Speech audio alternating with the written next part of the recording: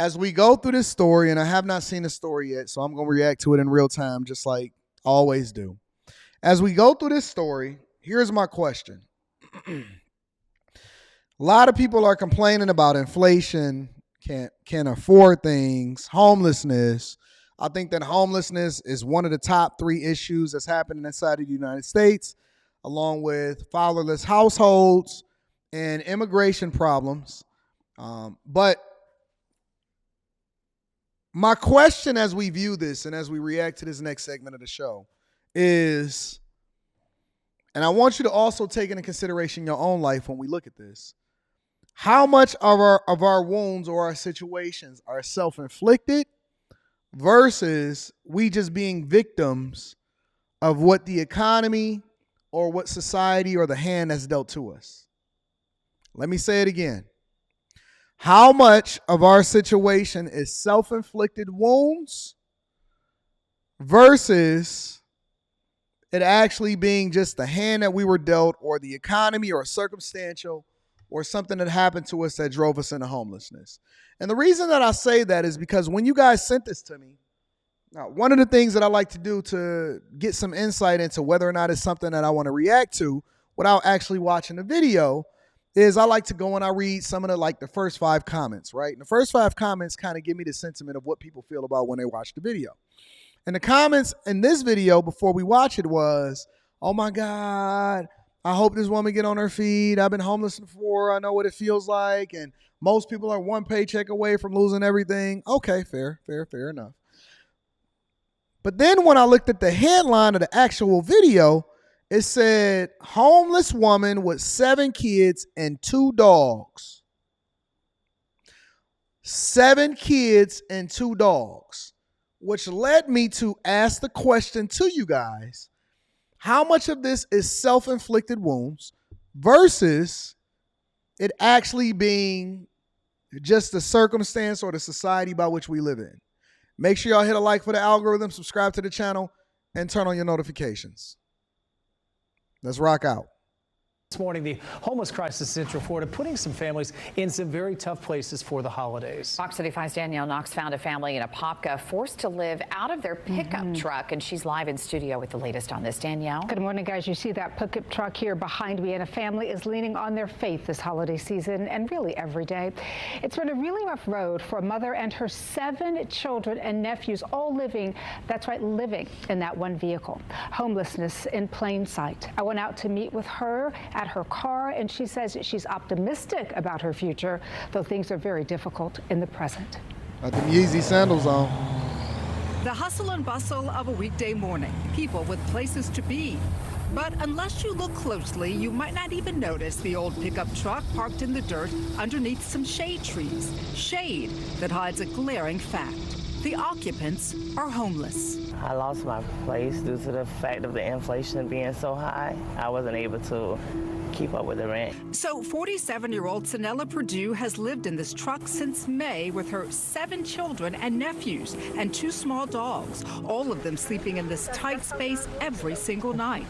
Sanella's swollen legs, a physical reminder of the cramped conditions. It's horrible. I mean, I wake up in aches and pain. My kids wake up from here to go to the store to get dressed and go to school, and it's bad. Can I just give my opinion based off of what I've seen so far? This ain't nothing but child abuse. That's what it is. And listen, I'm sympathetic. I have empathy because, I just don't like to see people suffer. But I'm also objective enough to call a spade a spade. This is pure abuse. This is real abuse right here. To bring children into this world and have them sleep. And see, what we'll do is we'll blame it on the government. We'll blame it on inflation. We'll blame it on Trump, Biden, Kamala Harris, Cam. We'll blame it on everybody else. But you got 2 dogs, which is like 2 children that can't talk, and 7 kids. A lot of people in here saying, well, where is CPS? Where is the father Who are you having children with? No. Come on, y'all. Come on, man. Let's have a real conversation right now. Why is it the government's responsibility to take care of you and your children when you decided to open up your legs to have seven children and then you went out and got 2 dogs? If you can't feed yourself, why would you then feed 2 dogs? The narrative was, well, I lost or I became homeless based off of inflation. Inflation of what? Who made you have 7 children?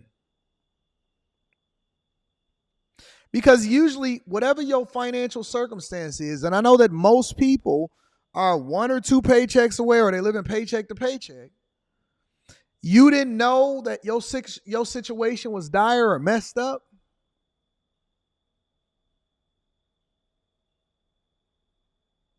You didn't know that you had health problems?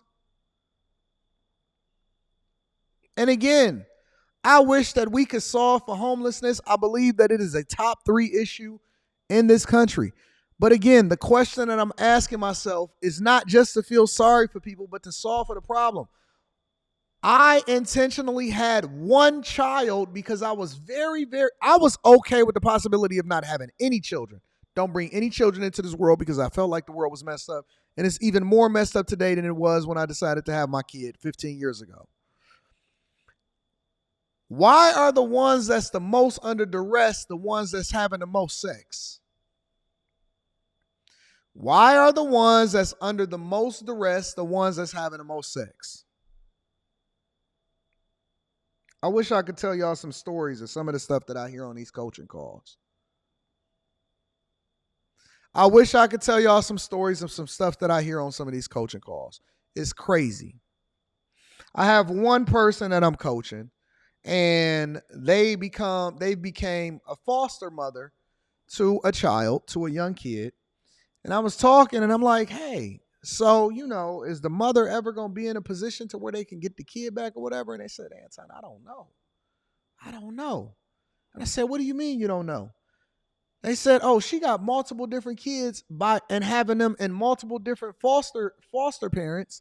And so she got to go around and try to make time to even visit the kids in the first place. I said, did she get her tubes tied or she still having kids? She said, I'm on a Zoom call. Did she get her tubes tied?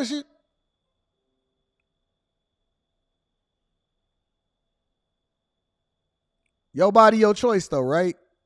It's your body, your choice, but my money, my tax dollars. Because remember, guys, this is not just us helping and supporting, or it's not just going to be on the terms of whoever the baby daddy is or whatever, if she can find them, if she even know who they are. This is on all of us. Because then when you say, well, where's CPS? That's our money. That's social services. That's social services. That then becomes, when you look at your paycheck every single week or bi-weekly, I know some of y'all got paid today. When y'all look at y'all paycheck and they got that money's coming out of there, that's your money going over to support people that's making bad decisions on a regular basis. And then they are requiring the government, or they blaming it on inflation when they have an inflated amount of kids for us to now take care of as a society. No rubbers. How do you have sex when you poor?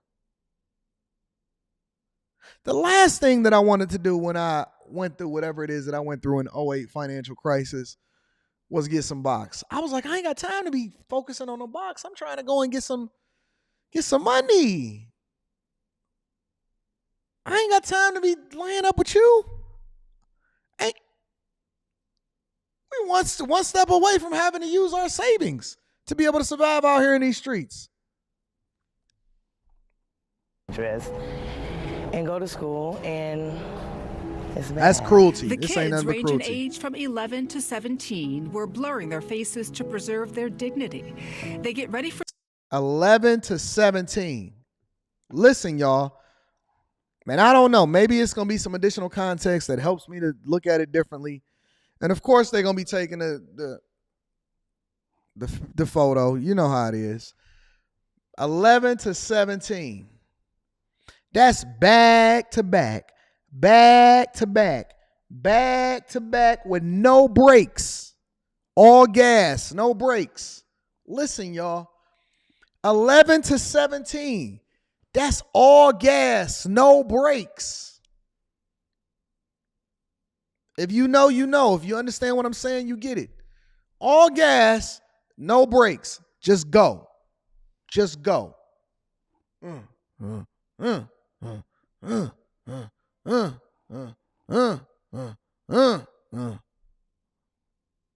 All gas, no brakes.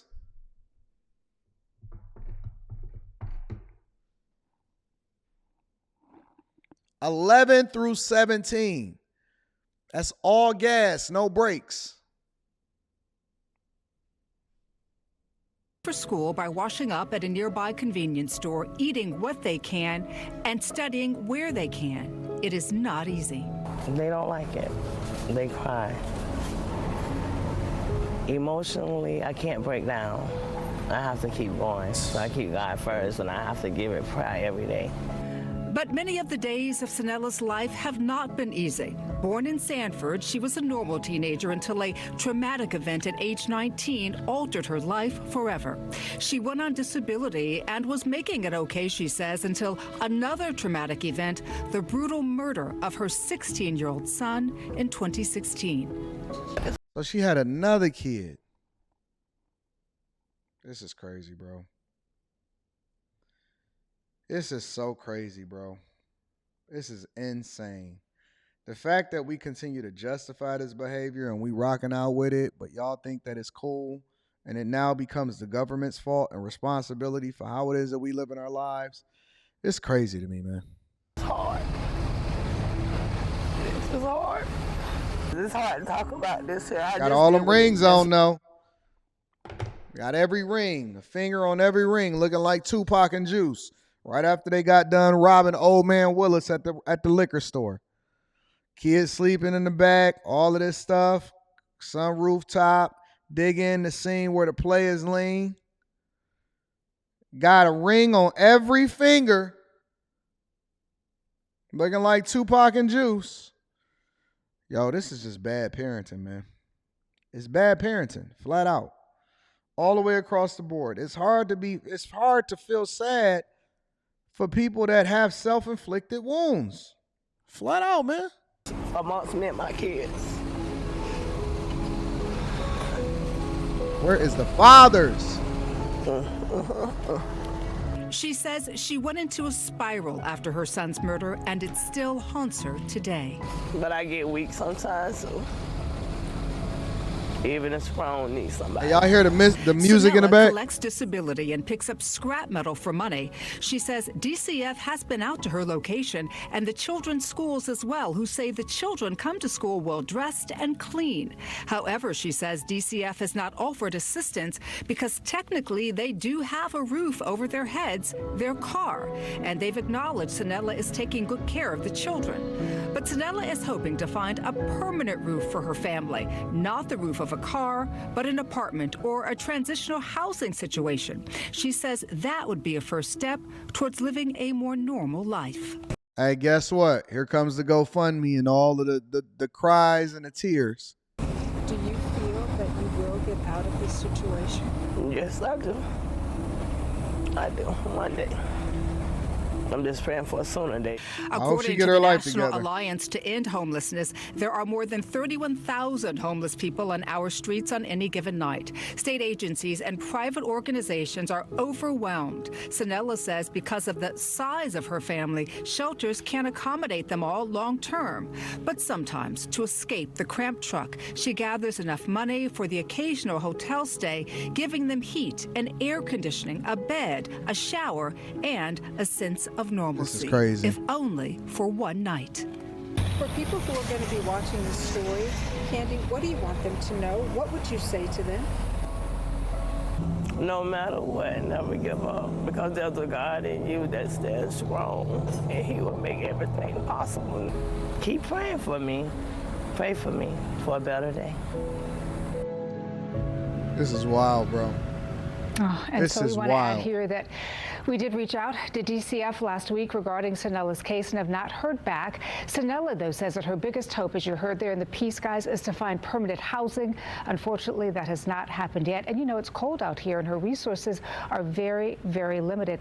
And what's also unfortunate is her story mimics hundreds of stories. Oh, sure. Yeah. No, it don't. No, it don't. That's not normal. That's not normal.